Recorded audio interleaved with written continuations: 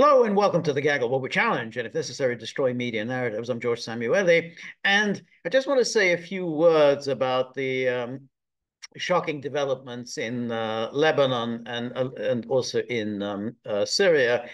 As you know, yesterday there were these explosions involving pages that apparently Hezbollah had ordered. And then today there was a follow-up of explosions involving walkie-talkies, two-way radios. Um, the the explosions that have taken place today are still unclear what they were involved, but we know a little more about what happened yesterday with the pages. And the as we know, clearly the Hezbollah had ordered the pages to be used by their commanders because the Hezbollah leader Nasrallah had decreed some months ago that these cell phones were essentially sitting ducks for Israeli intelligence. So anyone who carried a cell phone was obviously likely to be targeted by the Israelis. So he said no more cell phones, instead use these pages. And it seems as if somewhere along the way, explosive devices were inserted within the pages, and then they were set off by somebody ringing them, because the explosions all took place at the same time. However, this was clearly not a targeted attack, because thousands of other people have been seriously injured. We know 12 are dead, but there are thousands that are injured. And then from the attacks today, so far, apparently about 9 people have been killed. So let's just take a look at some of the reporting.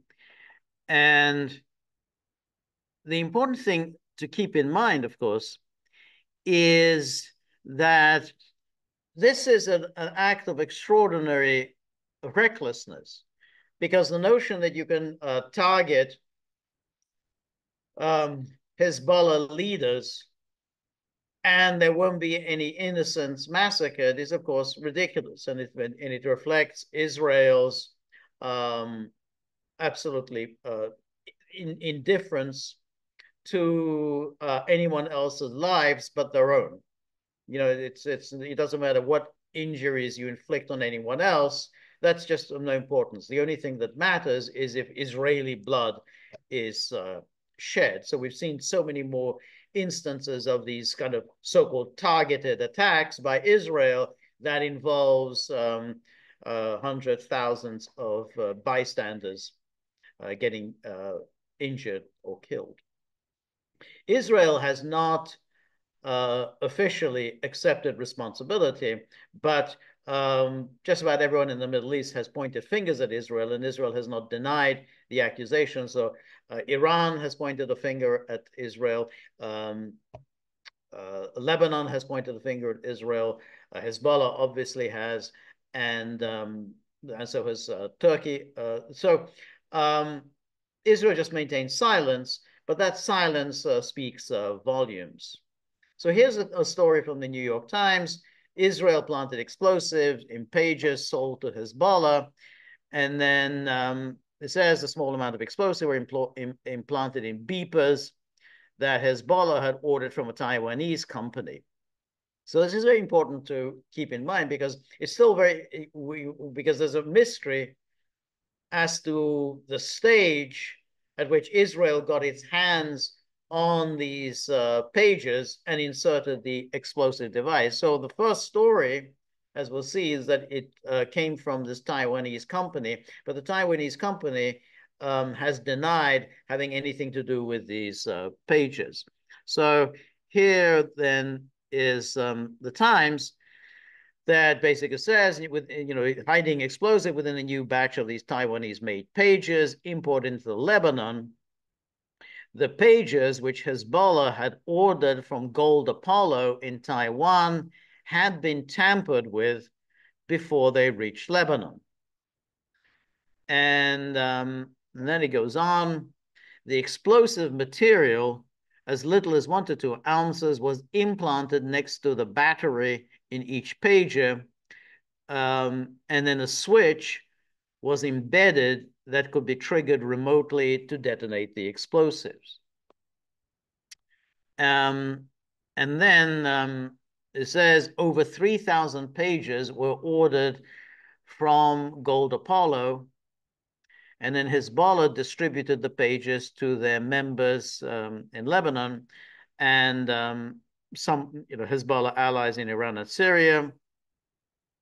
Israel's attack affected the pages that were switched on and receiving messages.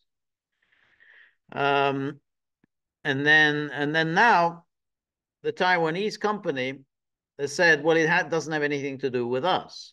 So it says Taiwan company tries to distance itself from pages used in the Lebanon attack. And then it says, Gold Apollo said it had not manufactured the devices, and pointing to another company that it said was licensed to use its brand. And then it says again, around 2,700 people. So it's not a targeted attack. 2,700 people were injured in this attack. And then it says, but at Gold Apollo's office on the outskirts of Taipei, Xu Qingquang, the company's founder and president, said the pages were made by another company. Gold Apollo later identified the company as BAC Consultant, a firm it described as having an address in Budapest. Now, I should say that today I went to the address of BAC Consulting, of the address that was listed on the internet, and BAC Consulting is located in kind of a leafy suburb of Budapest. It's mostly residential, but there are some offices, and the building that houses BAC Consulting looked part of half residential, half office. What there clearly was no evidence of was any indication that manufacturing was going on there, that pages were being made at this address. Now, we have, this is Gold, blah, blah. And then, again, this is from Reuters.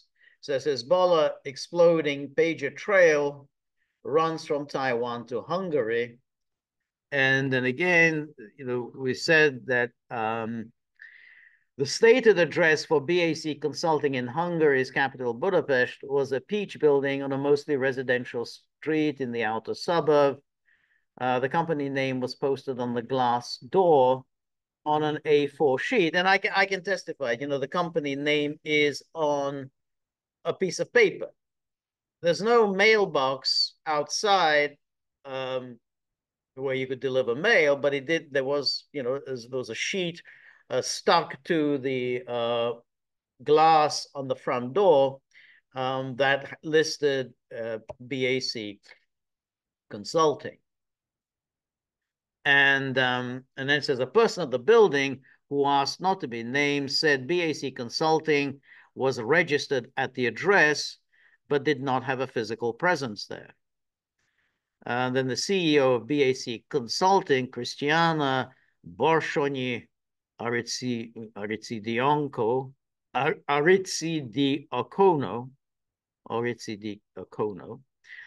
says on her LinkedIn profile that she worked as an advisor for various organizations, including UNESCO. Now, she did not respond to email from Reuters.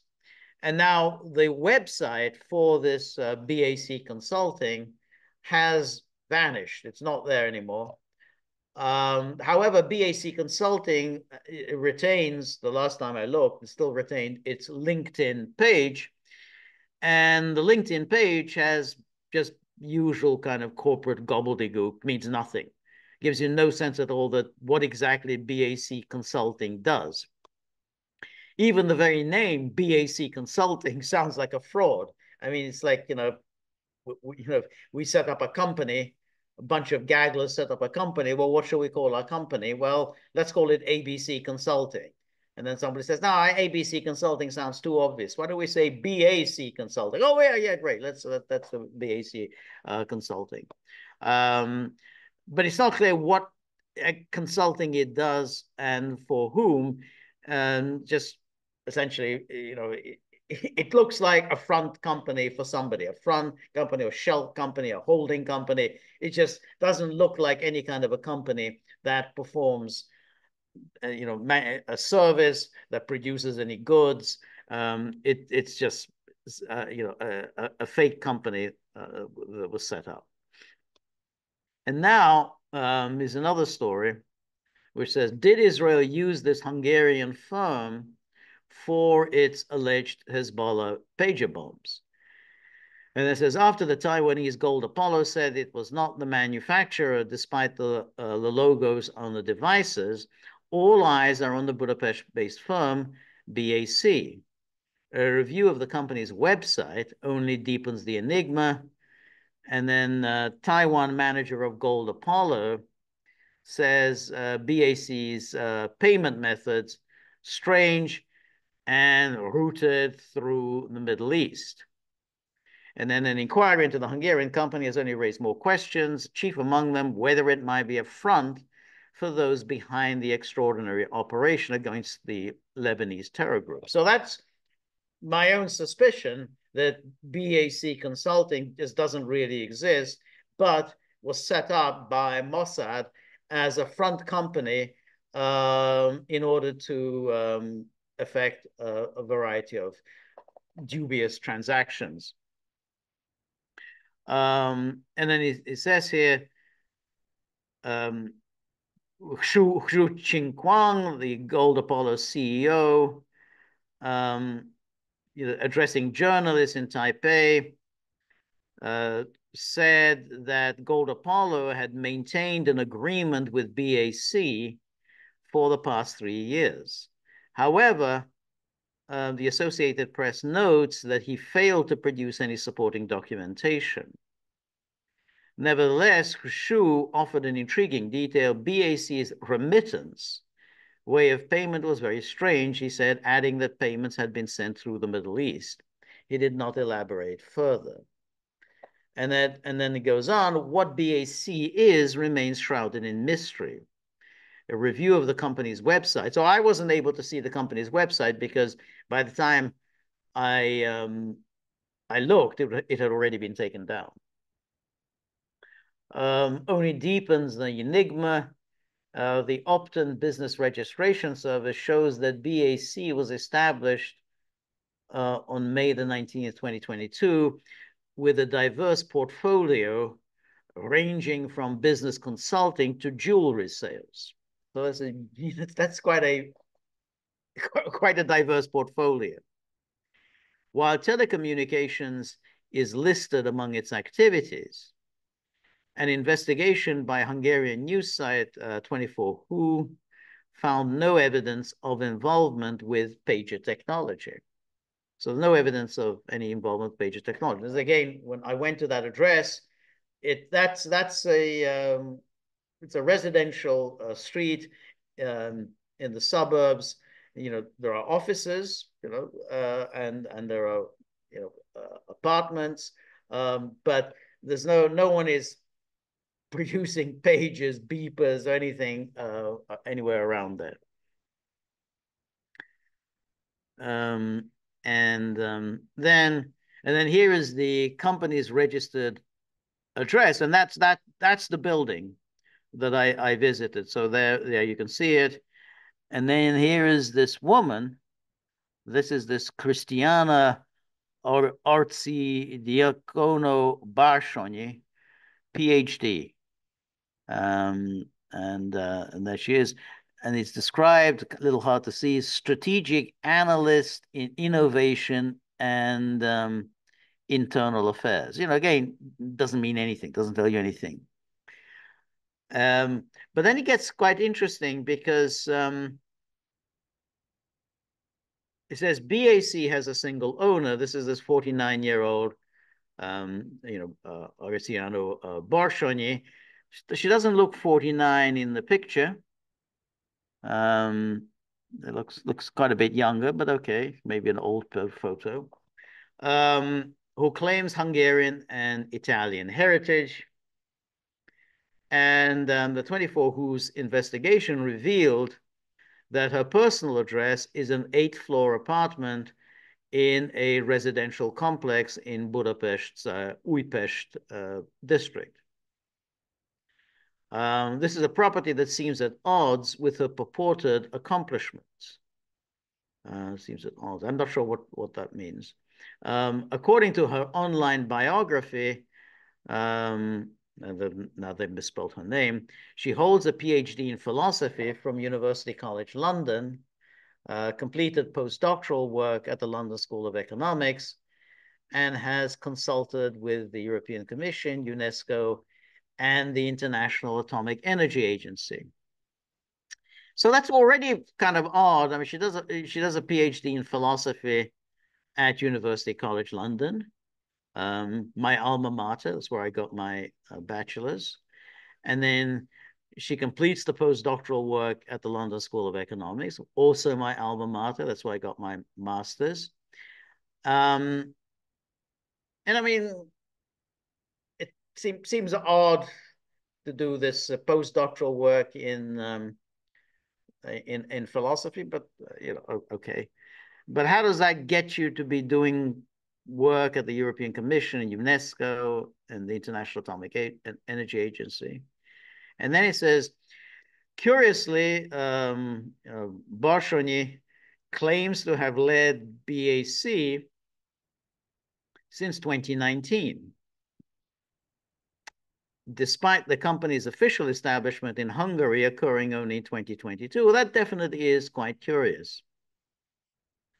As of Wednesday noon, BAC's websites have gone offline and so on. Now, then we go, and now we got the usual commentary, the familiar apologias for Israel. And what should say, it's not just apologias.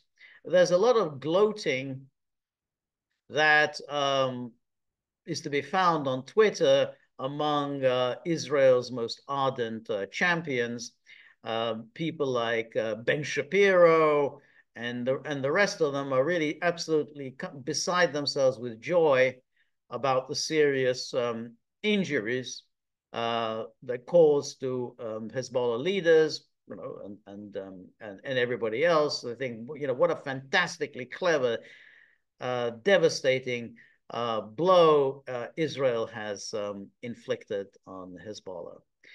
And and then of course we have the Americans who, as always happens, they start stroking their chin thoughtfully and wondering, I wonder whether this helps or hinders the peace process. There's no peace process, but we can always pretend that there is one and that we Americans are trying to advance it.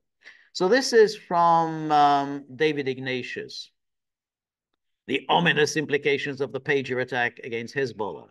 And it says, an apparent masterstroke. Now, notice already the admiration extended to Israel. An apparent masterstroke of Israeli sabotage could quash ceasefire talks in Gaza and spark a wider war. Ceasefire, what ceasefire talks? But this is the American thing. So the American politicians, American journalists, American media generally, American policymakers continue to pretend that there are some kind of ceasefire talks taking place. We're just, inches away from the establishment of a ceasefire between Israel and Hamas. That the American policymakers are hard at work trying to get a peace deal accomplished. Remember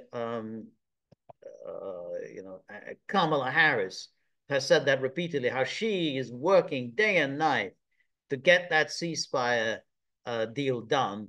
And yet there's no ceasefire deal. We've been hearing about this ceasefire deal for weeks, if not months. It's not getting done. It's never going to get done. But it enables, Biden, Harris, Blinken, and the rest of them to keep talking about some kind of a ceasefire that we're just inches away from, millimeters away. Anyway, Ignatius then, is basically CIA, says Biden administration officials were quick to distance themselves from the attack on Lebanon, saying they had not been given any prior notice. Now, not being given any prior notice is not the same thing as just being distancing yourself from it. Well, why would Israel give you prior notice?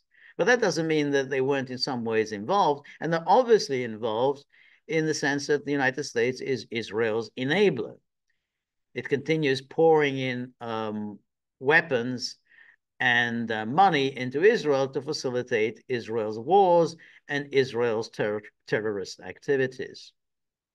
But now, when we have something like this, which is obviously an embarrassment, it's everyone in the world is shocked by this. So that, oh well, got nothing to do with us. We didn't know. No one told us. And then he says, for President Joe Biden and Vice President Kamala Harris, the timing couldn't be worse. Oh, it's the timing. It's always about the timing. Never mind the thousands injured, the 12 so far dead. It's the timing. The sharp escalation and the risk of a wider war comes less than 2 months before the presidential election. Yeah, that's all that matters. And it might detonate any chance of a Gaza ceasefire deal and the release of Israeli hostages. Detonate, because we're almost there. And the release of the hostages. Even though we all pretend this, everyone knows we're nowhere near a ceasefire deal. It's not going to happen. Israel has made clear it's not going to happen. There's not going to be a hostage release. But let's pretend that we're all hard at work trying to get this deal done. US officials were in contact with Iran through a back channel on Tuesday to convey that the United States did not have any role in the attack, other than it bankrolls and enables Israel. But other than that, it didn't have any role in the attack. The administration's sense for now is that Hezbollah is confused and panicked, and that it won't make any immediate military response. If there is an attack, US officials believe Israel can contain the damage, and that if necessary, the United States will help defend Israel. So just pass these lines. So again, the United States says, well, we had nothing to do with this. It didn't have anything to do with us.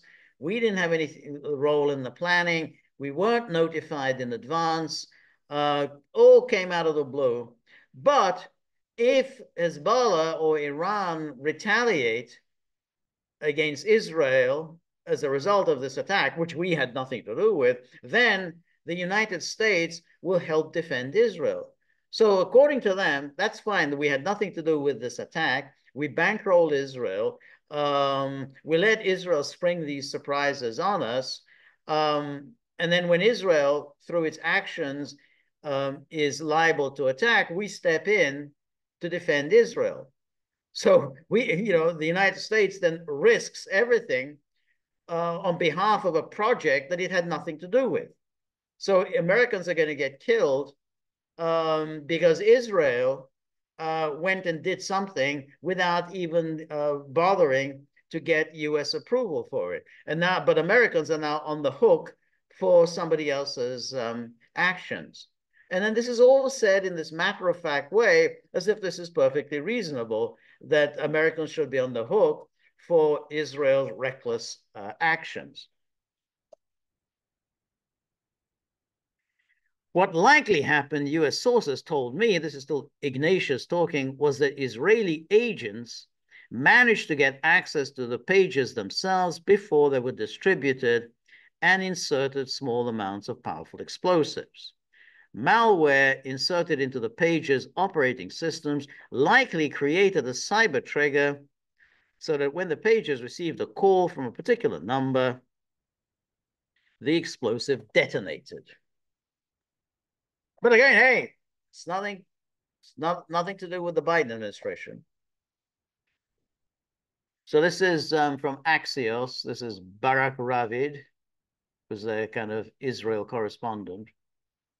He says, Israel didn't tell US in advance about his Hezbollah pager attack. So, they all write this kind of stuff as if somehow a sigh of relief. Oh, well, that's great. Israel. So that means Americans really had nothing to do with it. Even though, as I said, Americans are on the hook should somebody get upset about it, Iran or Hezbollah or anyone, will get upset about this. But as long as, Americans, we didn't have anything to do with it.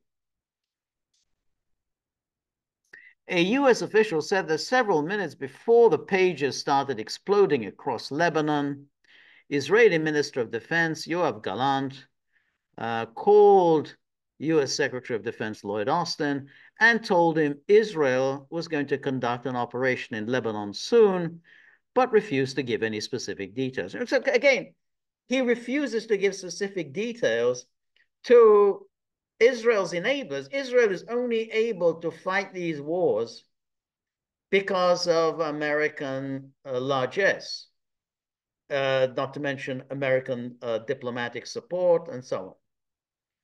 And so he tells Lloyd Austin, there's going to be an operation, and what is going to hit the fan.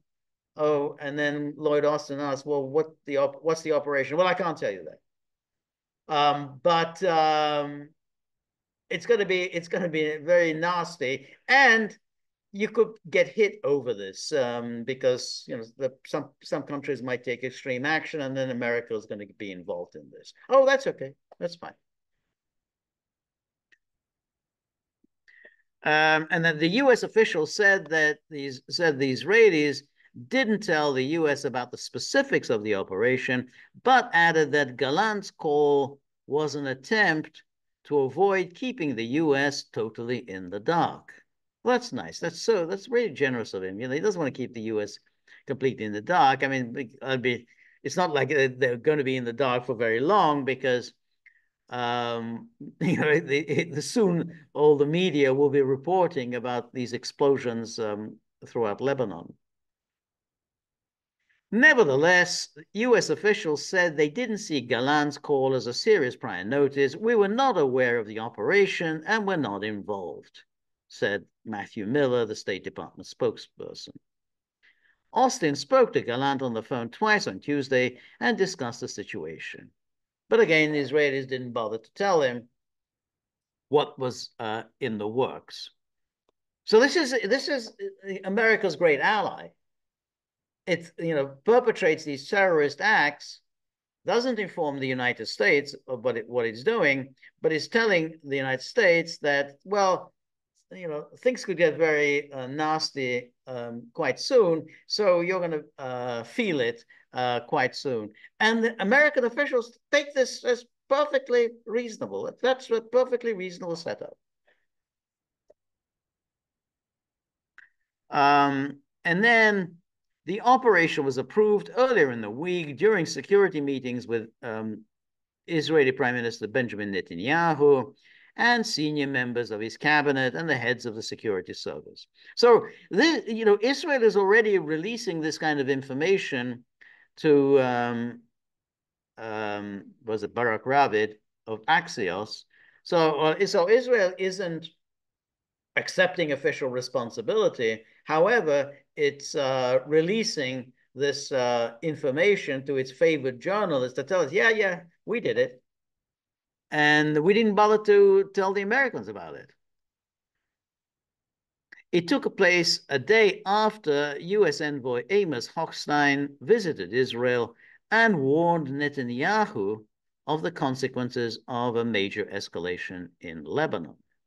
He warned Netanyahu of the consequences of a major escalation in Lebanon, as if Netanyahu is unaware of the consequences of a major escalation. I did not know that. And then Netanyahu authorizes this attack, which will ensure that there will be a major escalation in Lebanon. So thank you very much, Amos Hochstein, for dropping in and issuing this warning.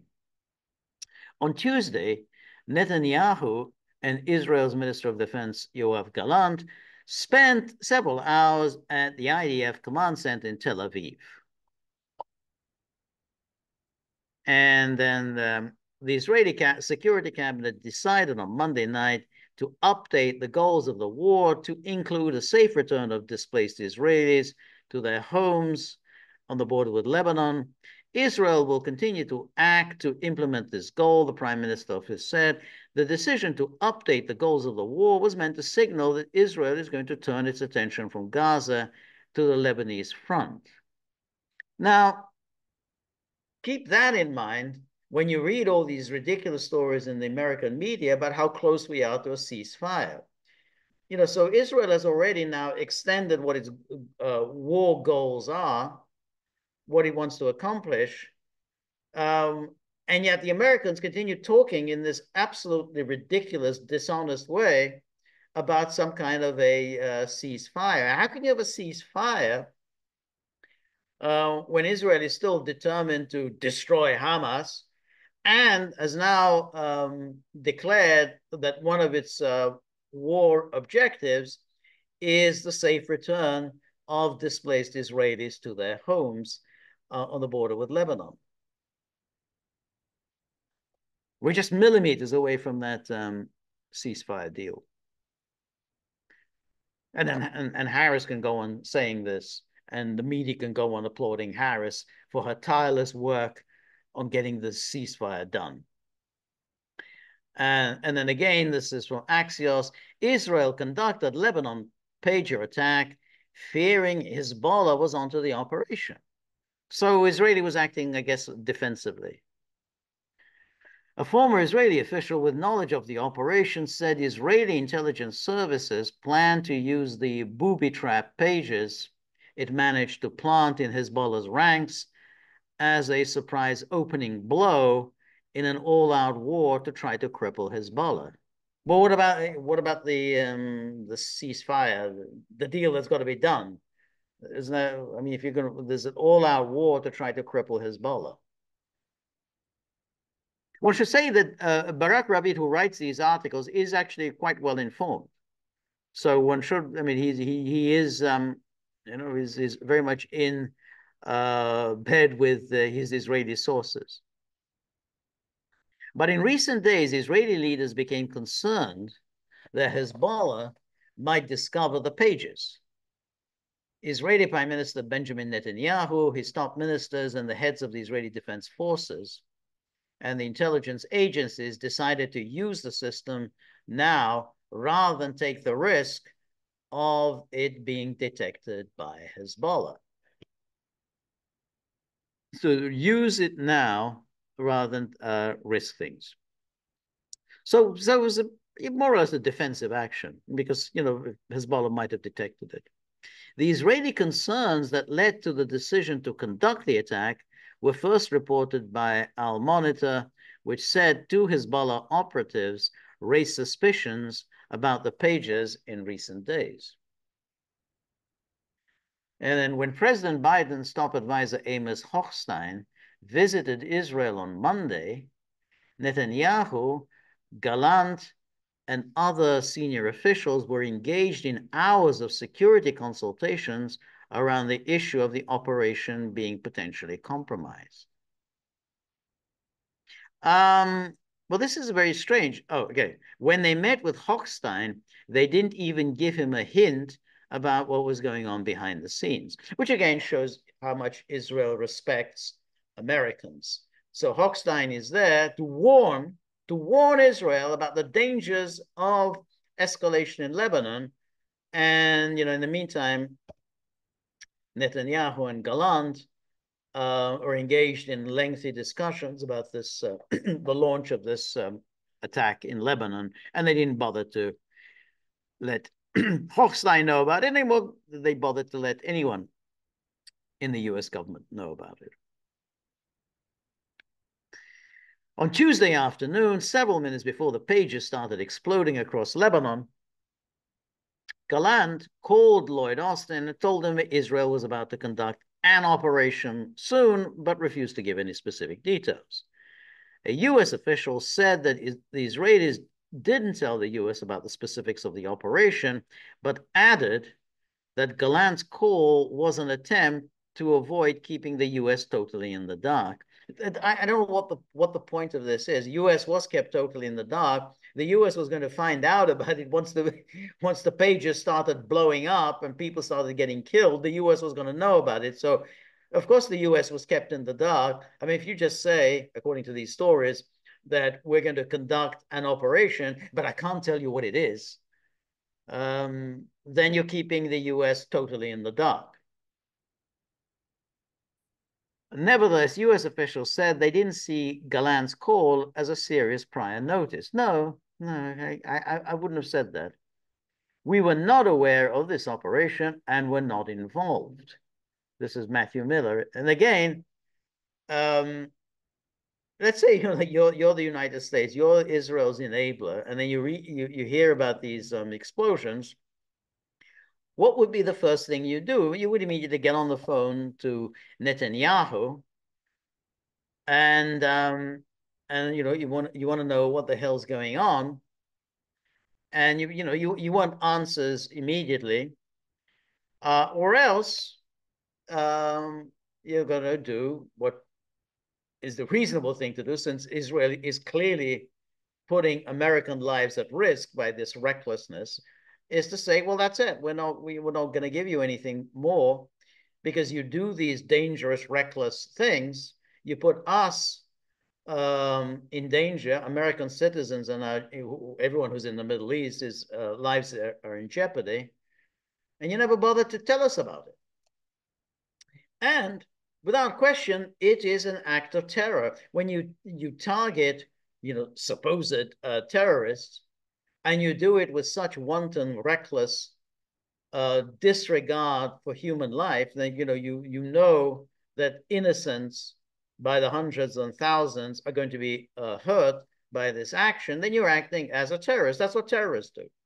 They target something, and they don't give a damn about what other bystanders are going to get killed as a result. And that's what Israel did. Israel acted as a terrorist. But the Americans, purport to be baffled. We need to find out more.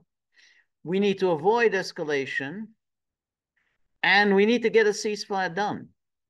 Those are the mindless cliches emanating from U.S. officials today. And so that was it. Now, this was a shocking act of terror. It's not really shocking. It's exactly par for the course for Israel. One should say, however, that this is a massive, massive security breach on the part of Hezbollah.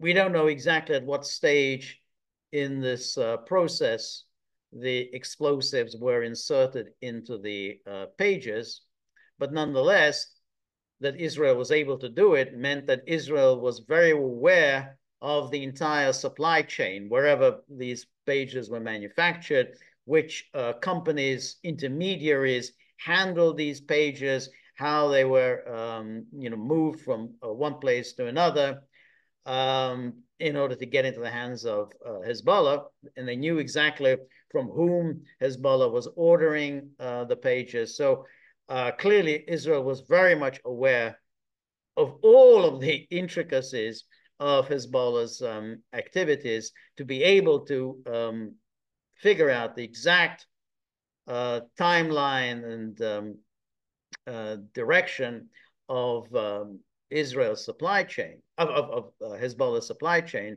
and to figure out exactly where would be the best place to insert these explosive devices. That is a shocking,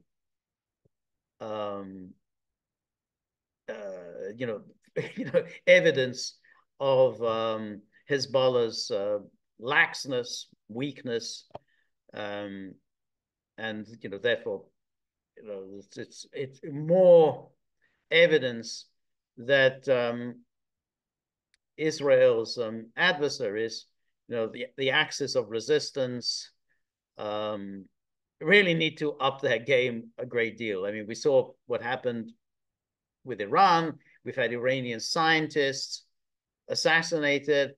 We've had, again, viruses inserted into Iran's nuclear program. Then we had, of course, an attack on the Iranian consulate in Damascus. We had an assassination of Hamas leader in Tehran. We've had an assassination of a Hezbollah leader in Beirut. Israel is able to do these things with, real quite,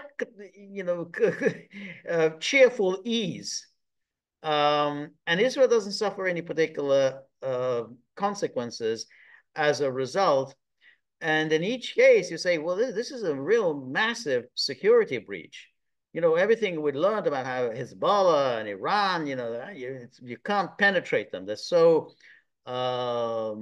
closed in and keep anyone at bay that, there's nothing at all Israel can do against them. Well, obviously they could. And so this is a very serious blow to Hezbollah and Hezbollah's reputation, leaving aside just, the Hezbollah leaders who were killed, but it's a real blow against Hezbollah's reputation and its ability to wage a war against Israel. So that's one thing, but without question, Israel has also provided more proof, as if it was needed, that it is a terrorist state. It kills civilians with reckless abandon. It cares nothing about human lives. The only, civilians, women, children, it doesn't matter. Only Israeli lives matter. And so this it just shows that how horrific this situation in the Middle East continues to be. And in the meantime, we have the US official, the Western officials, which provide this soothing pap for the public that we're inches away from a ceasefire deal and the release of the hostages, when they know perfectly well, just like, the media know perfectly well, everybody knows perfectly well, that we are nowhere near a ceasefire deal. There will be no ceasefire deal. And the hostages will never be released. So anyway, that's on that dismal note. I'll finish. Thank you very much for listening. And of course, we will provide updates on this continuing story of the pages and the two-way radios. So thank you very much. And remember, if you like the gaggle, please like, share, and subscribe. See you soon. Bye-bye.